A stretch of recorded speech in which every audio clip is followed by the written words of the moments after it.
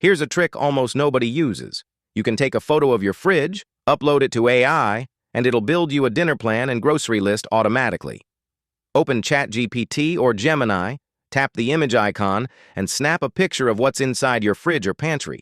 Then say, "Plan dinner for tonight using these ingredients." Make it fast, under 20 minutes, and low cost. The AI will identify what's in the picture, figure out what you can make, and even write the recipe step by step. You can go further. Ask it to create a 7-day meal plan and one consolidated grocery list for what's missing. You can even tell it your goals, gluten-free, high-protein, or kid-friendly, and it'll adjust everything automatically.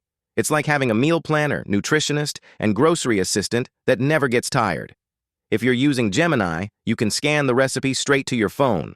If you're using ChatGPT, pin it so you can reuse it each week with updated fridge photos. It saves food, saves money, and saves you from ever asking, "What's for dinner?" again. This is HackStack. Fast, simple hacks that actually work.